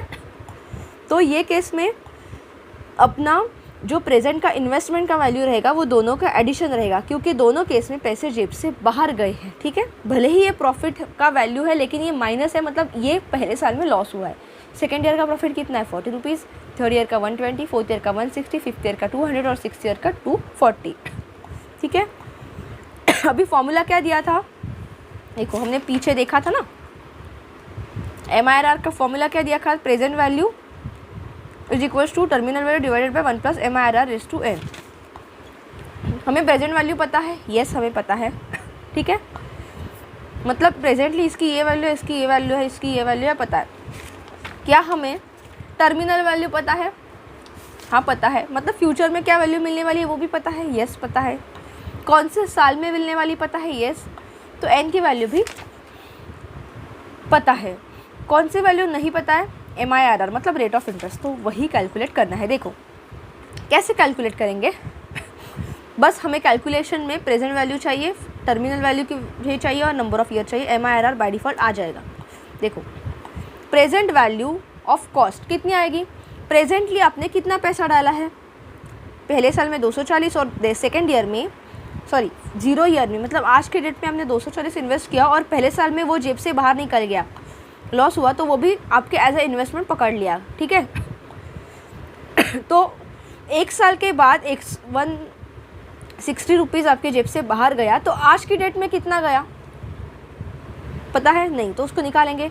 देखो आपको यहाँ पे कॉस्ट ऑफ कैपिटल का वैल्यू दिया स्टूडेंट 15% है, ठीक है। कॉस्ट ऑफ कैपिटल कितना दिया है 15%। तो प्रेजेंट वैल्यू हम कैसे निकालेंगे, देखिए प्रेजेंट वैल्यू कॉस्ट कैसे निकालेंगे। आज के डेट में 240 रुपया मैंने इन्वेस्ट किया और एक साल के बाद मुझे 160 रुपीज़ का लॉस हुआ, मतलब ये भी मेरा इन्वेस्टमेंट ही है ना, क्योंकि ये पैसा मेरे जेब से बाहर गया, लेकिन ये एक साल के बाद गया। तो आज की डेट में इसका कितना वैल्यू है, देखो कॉस्ट ऑफ कैपिटल कितना है 15% ना, तो 1 plus 0.15, can I write it 1 plus 0.15 raise to n। n की वैल्यू क्या है 1, क्योंकि पहले साल में गया, तो कैन आई राइट ये फ्रैक्शन डायरेक्टली मैं ऐसा लिख सकती हूँ 1/1.15 रेज़ टू n, मतलब 1, क्योंकि 15 साल के कॉस्ट ऑफ कैपिटल के हिसाब से मुझे एक साल के बाद 160 रुपया मेरा लॉस हुआ। तो आज की डेट में ये लॉस की वैल्यू क्या है, आज की डेट में कितना पैसा मेरे जेब से जा रहा है, तो मैं इसको कैलकुलेट करूँगी, ठीक है। 1 डिवाइडेड बाय 1.15, ये फ्रैक्शन की वैल्यू है 0.869। 0.869 को मैं मल्टीप्लाई करूँगी यहाँ पे 160 इंटू 0.869 प्लस 240, ठीक है, क्योंकि ये आज का इन्वेस्टमेंट है और फ्यूचर में लॉस जो हुआ उसको भी हम एज ए इन्वेस्टमेंट पकड़ेंगे, क्योंकि वो जेब से बाहर गया। तो 0.869 इंटू 160,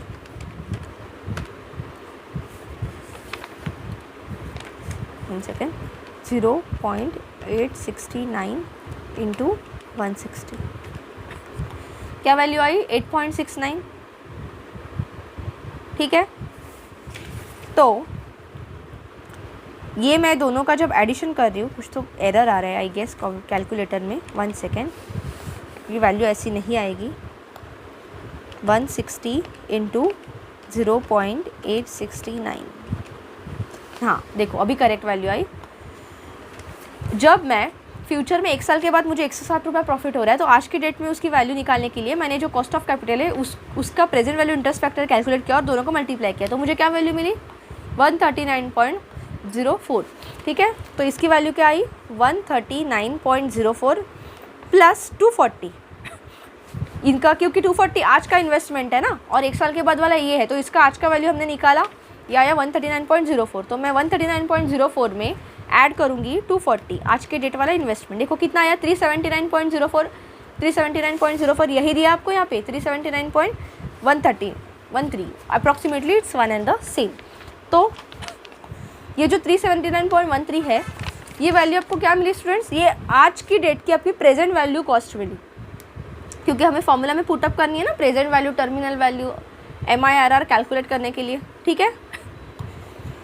तो प्रेजेंट वैल्यू मिली 379.13। अभी हमें टर्मिनल वैल्यू चाहिए। देखिए फॉर्मूला क्या था, present value component is equals to terminal value divided by 1 plus MIRR raise to n। तो टर्मिनल वैल्यू कैसे निकालेंगे, देखो टर्मिनल वैल्यू का मतलब ही समझिए फाइनल वैल्यू, लास्ट में जब प्रोजेक्ट टर्मिनेट होता है, जब प्रोजेक्ट ख़त्म होता है, तो प्रोजेक्ट कब ख़त्म हो रहा है 6th ईयर में जाके। तो टर्मिनल वैल्यू देखो पहले 2 साल वाले तो मेरे इन्वेस्टमेंट में की वैल्यू में आ गए, तो मैं इनको फिर से नहीं लूँगी। ये जो अदर प्रॉफिट मुझे मिल रहे हैं ना इनफ्लो, इसकी मैं टर्मिनल वैल्यू मतलब यहाँ पे 6th ईयर में जाके जब प्रोजेक्ट मेरा टर्मिनेट हो रहा है, मेरा प्रोजेक्ट ख़त्म हो रहा है, तो उस टाइम की मेरे को वैल्यू निकाली है सभी प्रॉफिट्स की। कैसे निकालेंगे देखो मतलब मुझे बेसिकली करना क्या है, टर्मिनल वैल्यू या फ्यूचर वैल्यू निकालनी है। फ्यूचर वैल्यू का क्या फॉर्मूला था, future value is equals to present value into 1 plus R raise to n, ठीक है। n की वैल्यू मतलब क्या आएगी, देखो 40 पहले साल का प्रॉफिट है ना, तो प्रेजेंट वैल्यू देखो हर ईयर का प्रॉफिट उस साल के लिए उस टाइम का प्रेजेंट वैल्यू रहेगा। सेकेंड ईयर में मुझे 40 प्रॉफिट हो रहा है 40 रुपीज़, तो सेकेंड ईयर मेरा 40 रुपीज़ प्रॉफिट के लिए पहले साल होगा, तो ये सेकेंड ईयर होगा, थर्ड फोर्थ और फिफ्थ, तो ये मेरा फोर्थ बेसिकली फोर्थ ईयर रहेगा। ये सॉरी ये फर्स्ट ईयर सेकेंड थर्ड और फोर्थ, ये फोर्थ ईयर रहेगा।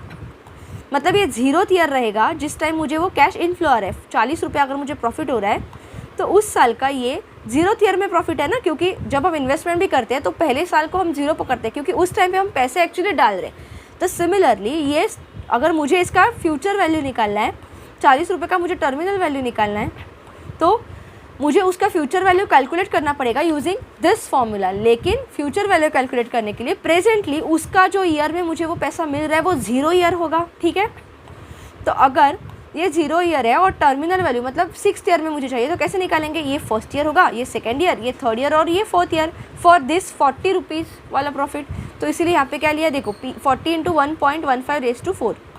ये कैसे आया, देखो प्रेजेंट वैल्यू 40 है इंटू 1.15, 15% इंटरेस्ट है ना, तो इंटरेस्ट फैक्टर क्या आएगा 1 प्लस R वाला 1.15 रेज़ टू n। n मतलब कौन से ईयर में आपको प्रॉफिट चाहिए, 40 रुपीज़ का टर्मिनल वैल्यू मतलब फ्यूचर वैल्यू निकाला है, कौन से साल का, ये फर्स्ट ईयर का। 40 से काउंट करो, 40 ईयर वाला प्रॉफिट जिस साल मिला है उसके next year first year, second year, third year, fourth year, तो उसके नेक्स्ट ईयर फोर्थ ईयर, इसलिए न्यूमरेटर में आया, सॉरी पावर में आया 4, इसीलिए रेज़ टू 4।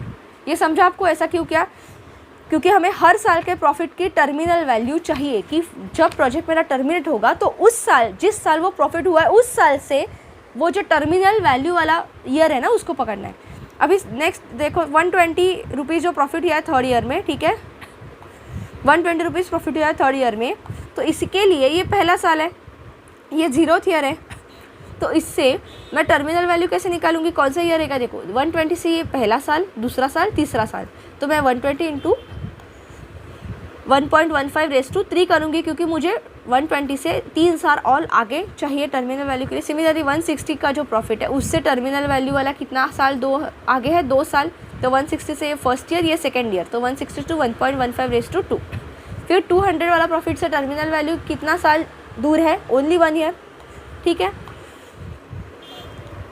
तो 200 इंटू 1.15 रेज़ टू 1, यहाँ पे 1 नहीं दिया है। और नेक्स्ट है 240। देखो 240 का टर्मिनल वैल्यू 240 आएगा क्योंकि उसके आगे कुछ भी ईयर दिया नहीं है, उसी साल में ये प्रोजेक्ट टर्मिनेट हो रहा है, तो इसलिए 240 को एज इट इज़ लिया। ठीक है, ये आपको समझा स्टूडेंट, ये कैसे किया।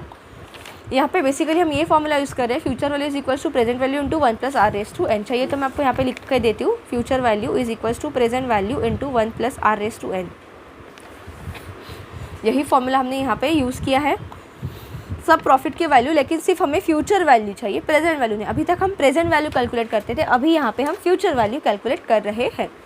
ठीक है, तो ऐसे ही अभी सब प्रॉफिट का टर्मिनल वैल्यू मतलब फ्यूचर वैल्यू वाला कैश इनफ्लो हमने लिया, सबका एडिशन किया, तो ये सब एडिशन करके आपको फाइनल वैल्यू मिला 934.07। ये सब जो प्रॉफिट आपको मिल रहे हर साल में, उन सब का टर्मिनल वैल्यू लास्ट में कितना वैल्यू आएगा फ्यूचर वैल्यू, वो सबका हमने एक कैलकुलेशन करके जो वैल्यू मिला 934.07। ठीक है, तो अभी स्टूडेंट्स हमें देखो ये क्या मिला, हमें ये हमें मिला प्रेजेंट वैल्यू कॉस्ट, ये क्या हमें मिला टर्मिनल वैल्यू, या आप इसे फ्यूचर वैल्यू भी बोल सकते हो। तो बेसिकली अभी हमें फॉर्मूला में पुटअप करना है ना, फाइंड आउट क्या करना है, MIRR। प्रेजेंट वैल्यू कैलकुलेट किया हमने, टर्मिनल वैल्यू कैलकुलेट किया, नंबर ऑफ ईयर पता है, MIRR आसानी से निकल जाएगा। ठीक है, तो अभी यही सब फॉर्मूला में पुटअप किया।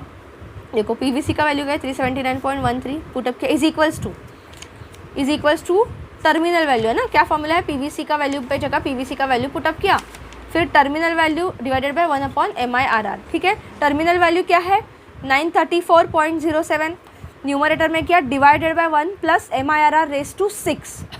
मुझे बताओ, देखो ये तो पता चला ना टीवी की वैल्यू और PV की वैल्यू हमने ऑलरेडी दी थी, divided by 1 plus MIRR raise to 6 के 6 क्यों आया, क्योंकि नंबर ऑफ ईयर क्या है 6। ठीक है, 6 है तो मतलब 6 साल में प्रोजेक्ट टर्मिनेट हो रहा है, तो इसीलिए n की वैल्यू 6 हुई। देखिए हमने देखा है ना अभी यहाँ पे प्रोजेक्ट टर्मिनेट कब हो रहा है, 6ठे साल में, तो इसीलिए n की जो वैल्यू है स्टूडेंट्स वो आएगी 6। ठीक है, तो बस हमें फॉर्मूला मिला, फॉर्मूला में हमने वैल्यू पुटअप किए।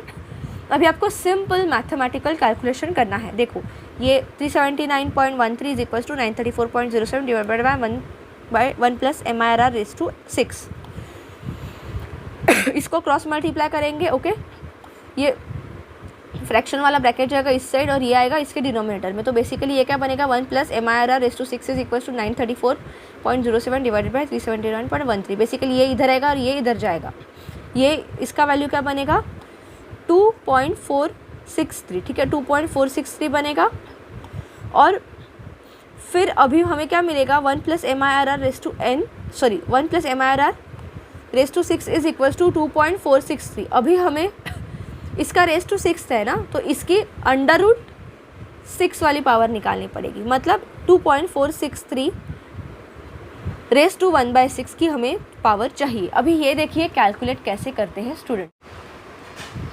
अभी ये कैलकुलेशन करने से पहले स्टूडेंट्स कुछ बातें समझिए। जब आपको किसी ऐसे नंबर का बड़ा वैल्यू अंडर फ्रैक्शन में चाहिए, ठीक है, स्क्वायर रूट में, तो स्क्वायर रूट बोलो, क्यूब रूट बोलो, या यहाँ पे 1/6 हो, ठीक है, यहाँ पे पावर 1/6 है, तो आपको वो कैसे कैलकुलेट करना है। देखिए आपको बेसिकली कैलकुलेटर में कुछ स्टेप्स फॉलो करने हैं। देखिए मैंने यहाँ पे ये वो स्टेप्स भी लिखे हैं ताकि आपको समझने में आसानी हो।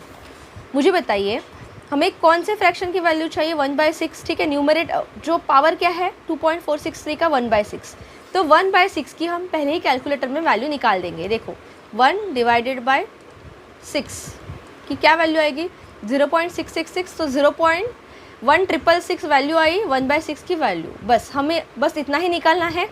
इसके बाद में हम 1/6 को टच नहीं करेंगे। इसके बाद में हमें जब वैल्यू लगेगी तो हम यही वैल्यू लेंगे, क्योंकि तभी हमें आगे वैल्यू कैलकुलेट ना करनी पड़े, इसलिए हमने अभी ये वैल्यू कैलकुलेट कर ली। तो 1/6 की वैल्यू मेरी 0.1666। अभी कौन से नंबर का हमें पावर निकालना है 2.463 का, ठीक है, 2.463 का हमें पावर निकालना है। तो हमें कैलकुलेटर में क्या करना है, देखिए ये ऑन प्रेस करके 2.463 मैंने लिखा, ठीक है। फिर मेरे को सेकेंड स्टेप क्या करना है, मुझे देखिए कोई भी नंबर हो आपको सभी के लिए यही स्टेप्स कैलकुलेट फॉलो करने हैं। बस आपको पहले फ्रैक्शन की जो पावर है उसकी वैल्यू निकाल लो, फिर जो ओके दबा के फिर से रीसेट करके जो नंबर का आपको पावर चाहिए वो लिख लो। फिर आपको जो स्क्वायर रूट वाला साइन है ना कैलकुलेटर में, देखो 2.463 मैंने लिखा है, स्क्वायर रूट वाला ये जो साइन है ये आपको 12 टाइम्स प्रेस करना है। कितने बार प्रेस करना है? 12 टाइम्स। तो मैंने नंबर लिखा 2.463 और उसके बाद में मैं स्क्वायर रूट वाला साइन काउंट करके 12 बार प्रेस करूँगी। देखिए 1 2 3 4 5 6 7 8 9 10 11 12 ऐसी कुछ आपको वैल्यू मिलेगी कैलकुलेटर में। उसके बाद आपको इक्वल टू प्रेस नहीं करना है, ये जो स्टेप्स है वे कंटिन्यूसली फॉलो करते रहने, ठीक है। कुछ किसी भी टाइम पे मैं बताऊंगी कब इक्वल टू प्रेस करेंगे। तो नंबर लिखा 2.463, उसके बाद immediately 12 bar square root press किया। उसके बाद इमीडिएटली इक्वल टू प्रेस नहीं करना है, -1 करना है। ये जो कुछ वैल्यू मिली है इसमें हम करेंगे -1, ठीक है। फिर जो भी फ्रैक्शन की वैल्यू थी ना, क्या वैल्यू आई थी 0.1666, वो हमें इमीडिएटली इनटू करनी है। तो -1 करने के बाद इनटू 0.1666 करना है, ठीक है। अभी 0.1666 किया, इसके बाद इमीडिएटली +1 करो, -1 किया +1 करो, इक्वल टू प्रेस नहीं करना है। तो इसी में मैंने इमीडिएटली +1 किया, ओके। अभी इसके बाद में मुझे इक्वल टू और मल्टीप्लाई 12 बार प्रेस करना है। बेसिकली मुझे मल्टीप्लिकेशन 12 बार प्रेस करना है, लेकिन मैं सिर्फ मल्टीप्लाई करूँगी तो कैलकुलेटर आगे नहीं बढ़ेगा। तो इसीलिए मुझे पहले मैं इक्वल टू प्रेस करूँगी, फिर मैं पहले मैं इक्वल टू प्रेस करूँगी, फिर मल्टीप्लाई, फिर इक्वल टू, फिर मल्टीप्लाई। ऐसे मैं 12 बार मल्टीप्लाई प्रेस करूँगी और फिर से एक बार इक्वल टू प्रेस हो जाएगा ताकि मेरे को फाइनल आंसर मिले, ठीक है। तो अभी यहाँ तक आया है कैलकुलेटर में। अभी मैं पहली बार इक्वल टू प्रेस करूँगी, ठीक है। तो जो वैल्यू आया इसमें मैं 12 बार इंटू करूँगी, ठीक है। इंटू 1 2 3 4 5 6 7 8 9 10 11 12। देखिए मैंने 12 बार इंटू प्रेस किया और उसके बाद इक्वल टू प्रेस किया ताकि हर इंटू के बाद मुझे एक वैल्यू मिले। और ये सब करने के बाद मुझे क्या वैल्यू मिली? फाइनल वैल्यू ये फ्रैक्शन की 1.162। आप देख सकते हो कैलकुलेटर में 1.162। क्या यही यहाँ पे आंसर दिया है? यस, यहाँ पे यही आंसर दिया है 1.162। तो बेसिकली हमने जो ये स्टेप्स फॉलो किए ना स्टूडेंट्स, इसका आउटकम आपको ये मिलेगा, जो नंबर है ना उसका जो फ्रैक्शन में आपको पावर चाहिए उसका फाइनल आंसर आपको मिलेगा 1.162। अगर आप ये मेथड फॉलो करते हो तो आप देख सकते हो कैलकुलेटर में वही आंसर आया है। तो चाहे यहाँ पे कोई भी वैल्यू हो या चाहे फ्रैक्शन में कोई भी वैल्यू हो पावर में, अगर आप यही मेथड फॉलो करोगे चाहे कितना भी बड़ा पावर हो, तो आप किसी भी फ्रैक्शन का बड़े पावर वाले वैल्यू का आंसर निकाल सकते हो। तो ये आपको क्या मिला? 1 + MIRR इज़ इक्वल्स टू 1.162। इसी का वैल्यू हमने कैलकुलेटर में ये सब बड़ा प्रोसीजर करके फाइंड आउट किया, ठीक है। अभी ये +1 है, ये राइट हैंड साइड जाके -1 होगा, तो 1.162 में से -1 होगा ये +1 वाला, तो 1.162 -1 करोगे तो क्या आया आंसर? 0.162।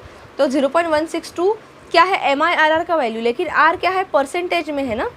तो मैं इसी को ये पॉइंट के दो जो 0 है वो डाउन में लिखूंगी डिनोमिनेटर में। तो can I write it as 0? देखो 0.162 is equals to 16.2 divided by 100। क्योंकि ये पॉइंट अगर मैं दो side right hand side shift कर रही हूँ तो मुझे डिनोमिनेटर में 2 पॉइंट निकालने पड़ेंगे, ठीक है। तो can I say this is 16.2%, ठीक है। तो MIRR की वैल्यू का है 16.2%। एक बार फिर से हम प्रोसीजर रिवाइज करते हैं ताकि आपको कोई भी अगर नंबर पूछा बिग हाईएस्ट उसका कितना भी बड़ा पावर में फ्रैक्शन में, तो आप ये निकाल सको। देखो डायरेक्टली पावर रहेगा तो निकाल सकते हो, लेकिन अगर पावर में फ्रैक्शन रहेगा तो कैसे निकालना है? देखो पहले तो जो फ्रैक्शन है उसका वैल्यू निकाल दो, बाद में वो वैल्यू लिख के साइड में रखो, उसका काम उसके बाद हो गया है, जस्ट फॉर सेकेंड। उसके बाद में जो नंबर दिया है जिसका पावर निकालना है वो नंबर लिखो कैलकुलेटर में, फिर 12 बार स्क्वायर रूट प्रेस करो, फिर -1 करो, फिर इंटू जो फ्रैक्शन का वैल्यू निकाला था वो इंटू करो, फिर +1 करो। और ध्यान रखो ये सब करते वक्त आपको इक्वल टू का साइन प्रेस नहीं करना है। +1 करने के बाद एक बार आप इक्वल टू प्रेस करोगे और उसके बाद आपको 12 बार इंटू और इक्वल टू प्रेस करना है, ठीक है, ताकि 12 बार इंटू करोगे तो उसका हर टाइम पे आपको इक्वल टू में कुछ वैल्यू मिले। ऐसा करने के बाद जो आपको आंसर मिलता है that is your actually final answer of that number having power as a fraction. ठीक है, तो कितना भी बड़ा पावर फ्रैक्शन में हो, पावर में फ्रैक्शन हो, आप निकाल सकते हो। तो ऐसे स्टूडेंट्स ये था मेथड MIRR यूज़ करके आप कैसे MIRR मेथड यूज़ करके आप जो रेट ऑफ रिटर्न का वैल्यू निकाल सकते हो। तो कंक्लूजन क्या है, as a MIRR is higher than cost of capital project is acceptable. देखो कॉस्ट ऑफ कैपिटल कितना है 15%, 15%, और MIRR की वैल्यू क्या मिली 16.2%। मैंने अभी आपको दिखाया था ना पीछे कि अगर MIRR रेट ऑफ रिटर्न ज़्यादा है कॉस्ट ऑफ कैपिटल, मतलब जो रेट ऑफ इंटरेस्ट में आप इन्वेस्ट कर रहे हो उससे रेट ऑफ रिटर्न ज़्यादा मिल रहा है तो प्रोजेक्ट एक्सेप्ट करो, वो प्रॉफिटेबल है। अगर उससे वैल्यू कम मिल रही है तो प्रोजेक्ट रिजेक्ट करो। ठीक है, समझाइए आपको। ठीक है, अगर कुछ डाउट रहेगा तो आप कमेंट सेक्शन में पूछ सकते हो, डोंट वरी। ये जो मेथड है फ्रैक्शन से स्क्वायर रूट, मतलब जो फ्रैक्शन रहेगा पावर में उससे कैसे वैल्यू निकालो, ये मैं हमारे टेलीग्राम ग्रुप में इसका मैं फ़ोटो डाल दूँगी ताकि आपको आसानी रहे समझने में कि कोई भी क्वेश्चन अगर आपके सामने है तो आप उसे आसानी से सॉल्व कर सको। ठीक है, आगे देखते हैं स्टूडेंट। नेक्स्ट टॉपिक है प्रॉफिटेबिलिटी इंडेक्स। जल्दी से देखते हैं, this is one of the last topic of this chapter. देखो बेसिकली प्रॉफिटेबिलिटी इंडेक्स क्या होता है आपने जितना पैसा इन्वेस्ट किया उसमें उसके कंपैरिजन में आपको कितना रिटर्न मिल रहा है, उसका एक रेशो, उसी को कहते हैं प्रॉफिटेबिलिटी इंडेक्स। ये फॉर्मूला आपको ध्यान रखना है। देखो प्रॉफिटेबिलिटी इंडेक्स का फॉर्मूला क्या है, इसमें अगर पूछा जाएगा तो सभी पूछा जाएगा, उस पर थियरी क्वेश्चन नहीं आएगा। Profitability index is equals to sum of discounted cash inflow. Inflow मतलब कितना आपको प्रॉफिट मिला divided by initial cash outlay और टोटल डिस्काउंटेड कैश आउटफ्लो, मतलब इनिशियली या टोटली आपने कितना पैसा उसमें डाला है। तो मतलब इनफ्लो डिवाइडेड बाय आउटफ्लो, मतलब वो ईयर में आपका कितना प्रॉफिट हुआ है डिवाइडेड बाय आपने कितना इन्वेस्टमेंट किया है स्टार्टिंग में, बस यही फॉर्मूला में आप पुटअप करोगे इनफ्लो डिवाइडेड बाय आउटफ्लो, तो जो आपको मिलेगा आंसर वो रहेगा प्रॉफिटेबिलिटी इंडेक्स। ठीक है, इसके बेसिस पे एक सम दिया है, देखते हैं। Suppose we have 3 projects, 3 projects है हमारे पास जिसमें डिस्काउंटेड कैश फ्लो क्या है, इन्वॉल्विंग डिस्काउंटेड कैश फ्लो 5,50,000, 75,000 और 1,20,000 रिस्पेक्टिवली। 3 साल में 3 प्रोजेक्ट्स में 3 अलग अलग अमाउंट इन्वेस्टेड है, 5.5 lakh, 75,000 and 1,20,000। And suppose that sum of discounted cash inflow for these 3 projects are. ये 3 अलग अलग प्रोजेक्ट्स के अलग अलग इनफ्लो है, अलग अलग प्रॉफिट मिले हैं। पहले प्रोजेक्ट में 6,50,000 प्रॉफिट हुआ है, सेकंड प्रोजेक्ट में 95,000 और थर्ड प्रोजेक्ट में 1,30,000 प्रॉफिट हुआ है। तो कैलकुलेट रिस्पेक्टिव प्रॉफिटेबिलिटी इंडेक्स। देखो 3 प्रोजेक्ट का इन्वेस्टमेंट का अमाउंट है, वही 3 प्रोजेक्ट का प्रॉफिट का अमाउंट है।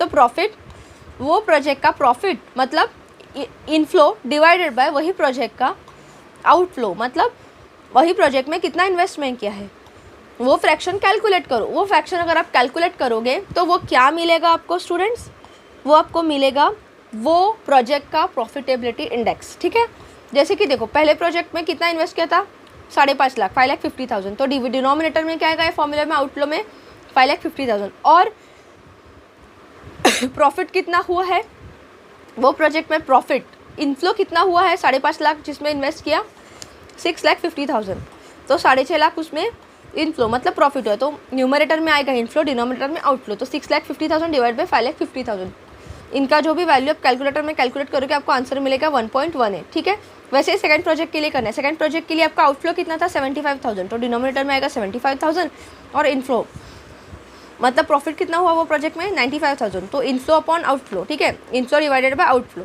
95,000 डिवाइडेड बाय 75,000, इसका कितना है आपको आंसर जो मिला वो मिला आपको प्रॉफिटेबिलिटी इंडेक्स ऑफ प्रोजेक्ट 2 1.27। और फिर थर्ड भी प्रोजेक्ट में ऐसा ही करना है। थर्ड प्रोजेक्ट में आपका इनफ्लो कितना है 1,30,000 और आउटफ्लो कितना है, इन्वेस्ट कितना किया था 1,20,000, तो inflow 1,30,000 divided by outflow 1,20,000 in same that project. ठीक है, तो इसका अगर आप कैलकुलेटर में आंसर निकालो तो आएगा 1.001। तो ये क्या मिला आपको स्टूडेंट्स, तीनों प्रोजेक्ट का रिस्पेक्टिव प्रॉफिटेबिलिटी इंडेक्स। तो अगर आपको पूछा जाए कि which of this project is the highest beneficial, highest profitability index जिसका आएगा वही प्रोजेक्ट हमको एक्सेप्ट करना है। मतलब हाई प्रॉफिटेबिलिटी इंडेक्स शोज कि वो प्रोजेक्ट के प्रॉफिट देने की क्षमता ज़्यादा है, ठीक है। तो प्रोजेक्ट 1 का कितना आया 1.18, 2 का क्या आया 1.27 और 3 का आया 1.001। तो सबसे ज़्यादा किसका प्रॉफिटेबिलिटी इंडेक्स है 1.27 है। तो इसीलिए तीनों प्रोजेक्ट्स में से बेस्ट प्रोजेक्ट कौन सा रहेगा, प्रोजेक्ट नंबर 2, जिसमें 1.27 प्रॉफिटेबिलिटी इंडेक्स मिल रहा है, बस, ठीक है। बस इतना ही आपको देखना है कि कौन सा प्रोजेक्ट में आपको इन्वेस्ट करने के लिए प्रॉफिटेबिलिटी इंडेक्स निकालो, जिसका हाई रहेगा उसमें इन्वेस्ट करो। इतना ही कॉन्सेप्ट ये है। तो स्टूडेंट्स एग्जाम पर्सपेक्टिव से मुझे लगता है प्रॉफिटेबिलिटी इंडेक्स पे आपको क्वेश्चन आ सकता है, ठीक है। और जो MIRR का जो फॉर्मूला वाला जो सम हमने देखा था, इस पे बेस भी आपको क्वेश्चन पूछे जाने के चांसेस है। तो ये टॉपिक से ये दो जो टॉपिक्स है ना थोड़े ज़्यादा इंपॉर्टेंट हो जाते हैं। तो आई वुड सजेस्ट आप इनको थोड़ा ज़्यादा डिटेल में पढ़ के जाओ। इसके आगे दिया है सोशल कॉस्ट बेनिफिट एनालिसिस। देखते हैं क्या है। Central and state government and local bodies और designated corporations take up many projects of infrastructure development, airports, ports, bridges, dams to support decision process as SCBA is carried out. तो social cost benefit analysis मतलब क्या कि हम कोई भी project में invest करते हैं, जैसे कि सेंट्रल और स्टेट गवर्नमेंट हुआ, लोकल बॉडी हुआ, अलग अलग प्रोजेक्ट्स में, अलग अलग इंफ्रास्ट्रक्चर डेवलपमेंट्स में, एयरपोर्ट्स में, पोर्ट्स में, ब्रिजेस में, डैम्स में, they are investing their money.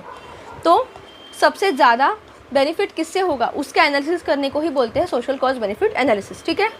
देखिए, और ये एनालिसिस करते वक्त वो प्रोजेक्ट का जो एडवर्स इम्पैक्ट हो रहा है सोशली वो भी देखना ज़रूरी है। जैसे कि सोशल इम्पैक्ट हो रहा है, जैसे कि लॉस ऑफ मैंग्रोव हो रहा है, कुछ पोल्यूशन तो नहीं हो रहा है वो प्रोजेक्ट से, प्लांट पे क्या इम्पैक्ट पड़ रहा है, बर्ड्स पे क्या, स्पीशीज़ पे क्या इम्पैक्ट पड़ रहा है, ये सभी चीज़ें पॉजिटिव और निगेटिव सभी पॉइंट्स को कंसिडर करके उसका सोशल कॉस्ट बेनिफिट एनालिसिस हम देखेंगे, ठीक है। कि सोशल फैक्टर्स में जो कि हमने सस्टेनेबल डेवलपमेंट गोल्स भी देखे थे ना, कि सोशली उसका कैसे इम्पैक्ट पड़ रहा है, ठीक है। तो वो सब कंसिडर करके हम देखेंगे कि उसका पॉजिटिव रिजल्ट है या नेगेटिव रिजल्ट है, ठीक है। If net result of positive और नेगेटिव वैल्यूज इज पॉजिटिव और equal to more than cost of project then the project is considered as beneficial. मतलब ये सब वैल्यूज़ को जब हम कंसिडर करेंगे तो अगर इनकी वैल्यू 0 या 0 से ऊपर है, पॉजिटिव है मतलब निगेटिव नहीं है, तो ये प्रोजेक्ट बेनिफिशियल है, ऐसा हम समझेंगे, ठीक है। तो सोशल कॉस्ट बेनिफिट एनालिसिस में कोई भी प्रोजेक्ट का सोशली जो फैक्टर्स है, जैसे कि एनवायरमेंटल फैक्टर है, एयर वाला फैक्टर है, ठीक है, नेचर का फैक्टर है, वो सब में उसका क्या इम्पैक्ट पड़ रहा है, उसके ऊपर उसका बेनिफिट का एनालिसिस करेंगे, ठीक है। तो students this was our chapter 9। जल्दी से MCQs देख लेते हैं। देखो पहला MCQ क्या कह रहा है, a capital budgeting technique which does not require computation of cost of capital for decision making purpose. देखो कॉस्ट ऑफ कैपिटल का कंप्यूटेशन ज़रूरी नहीं है जब डिसीजन मेकिंग करना है। मतलब आपको बेसिकली क्या करना है, ऐसा कैपिटल बजटिंग टेक्निक जिसमें computation of cost of capital नहीं करते। तो ऐसा कौन सा मेथड है जिसमें परसेंटेज हम लेते ही नहीं है, जो R का वैल्यू हम लेते हैं ना 1 + R⁴n, वो कौन से मेथड में नहीं लेते, पे बैक पीरियड, ठीक है। तो इसका आंसर है 4। नेक्स्ट है IRR method would favour project proposals which have what. देखो इंटरनल रेट ऑफ रिटर्न कौन से प्रोजेक्ट प्रपोजल्स को फेवर करता है, heavy cash inflow in the early stage of project, हमने देखा था ना यहाँ पे नेट प्रेजेंट वैल्यू वाला, जहाँ पे प्रोजेक्ट का जल्दी वैल्यू आपको पहले मिल रहा है वही प्रिफरेबल है, ठीक है।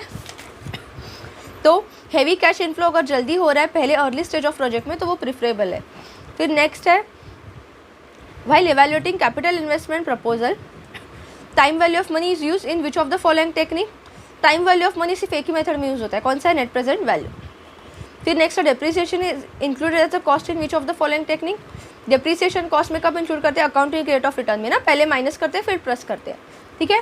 फिर नेक्स्ट आपको एक सम दिया है, और company management considering 1 crore as an investment in the project with 5 years, no residual value, salvage value नहीं है, 5 साल का उसका प्रोजेक्ट का वैल्यू है, ठीक है।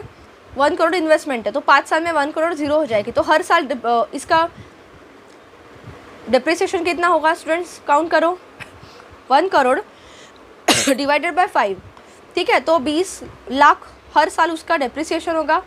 इफ़ टोटल इनकम, क्योंकि सैल्वेज वैल्यू नहीं है ना, no residual value, if total income from the project is expected as 60 lakh, ठीक है, and recognition is given to the effect of straight line depreciation of the investment, the average rate of return क्या आएगा। देखो average rate of return हम कैसे निकालते हैं student, average rate of return मतलब ARR।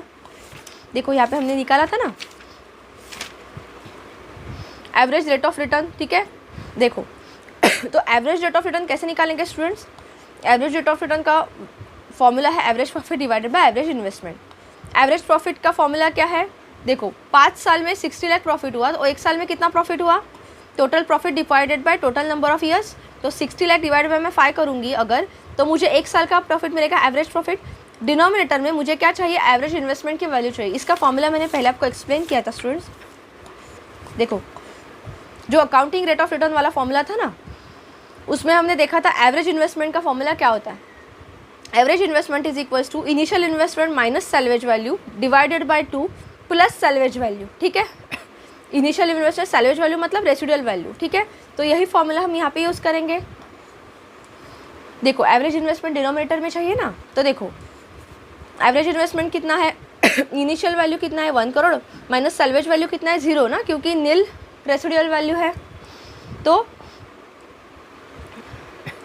1 crore minus 0 divided by 2 plus salvage value था ना, लेकिन सैल्वेज वैल्यू है ही नहीं ना। प्लस अगर मैं 0 भी करती हूँ यहाँ पे तो सैल्वेज वैल्यू तो 0 ही है, तो वैसे भी ये 1 एंड द सेम है अगर मैं लिखूँ या ना लिखूँ।